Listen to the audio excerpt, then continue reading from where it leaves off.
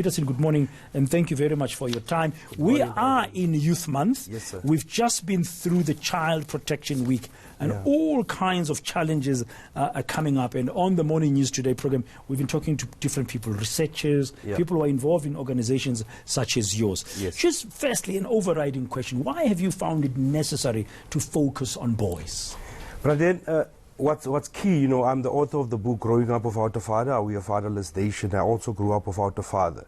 And what I've tend to picked up, in my events and everything when I talk to youngsters is that the boy child is very much neglected.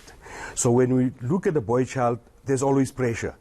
And it's all bring a girl child to school and there's nothing coming to the boy child, and that's where the boy child is sitting with pain. So there's a lot of anger and pain in the hearts of the boy child, because I also do a lot of prison ministries.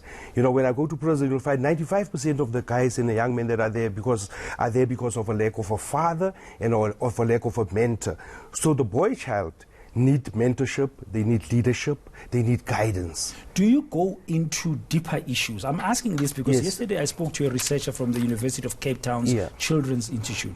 They've just completed some research now that shows that there's a huge number of boys who are sexually abused, who are physically abused in their homes, but they don't come out more. Then we focus on girls. Yes, also it's correct. But do you go deeper in your program to address those psychosocial issues that boys are faced with? Yes, because that's why this program, you'll see what I'm covering in this program, you'll see that we talk about identity, character, how to deal with peer pressure, how to deal with pain and rejection.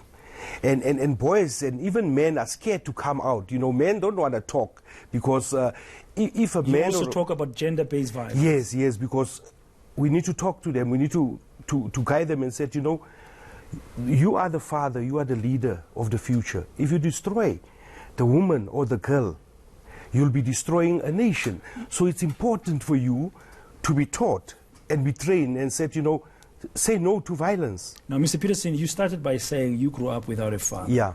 So you got some personal journey experience that I'm sure you impart. And I've just been wondering now, it's just a question, why is a father absent? I mean, you don't have to give me all the details, but I'm just saying, you're dealing with these boys. What do they tell you? Where's the father? What happened to them? I'm sure there are many causes. Because generally, there are all kinds of assumptions about absent fathers. So you find that in natural that maybe the father passed away. And on the other side, you'll find most of the fathers just impregnate the girls and they ran away.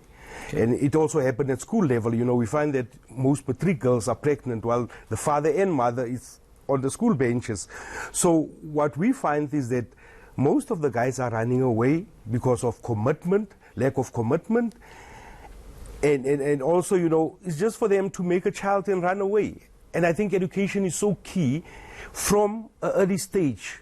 Does your program then focus on inculcating a sense of responsibility in the boys and commitment to whatever they have put their hearts into? Yes, we also do role plays and everything. We want to take them from an early age, to show them that, a girl is not an obstacle, like you also as a boy, because most of the guys are also using boys. They are raping boys because boys don't want to come out, like you said, and there's horrible stories about boys that are being raped. How is the community responding to your kind of program? Do you get support? Because, I mean, this is a societal issue. At this stage, I started this foundation in 2016. It's going very slow, and what we also find out is that most of our executives are also hurt people, They are scared. Now, for him to assist me, he also feels that he's going to be vulnerable and be exposed. Now, do you also, you're looking for mentors? It's a mentorship program. Yes, it's a mentorship So you're program. looking for people who are doing stuff, already doing it well, and to be part of the program? Yes, and also businesses then. Do you train them? Yes, we train them. It's part, we train the trainers also. We want to also go to corporates and say, corporates, don't just bounce some money into programs. We want your men in your corporate world to be trained by us so that they can go to the communities. Okay, now you've got a program coming up on the 29th of June. Yes. How can people find out more about it? How can they get in touch with you? You've got a website? Yes, there's a website, www.growingupwithoutafather.org.za. Simply growing up without a father. Yes, .org. Yes, .org. .org.za. Yeah. .org.za. And that's coming up on the 29th of June, and it's going to be taking place in Pretoria. Freedom Park, yes. Okay, Mr. Peterson, thank you very much. Thank you so much. And good luck with the work, because we're having this huge societal problem that we all need to put our hands together to support. Thank you, sir. And nice meeting you. Same here. The Chief Executive and Founder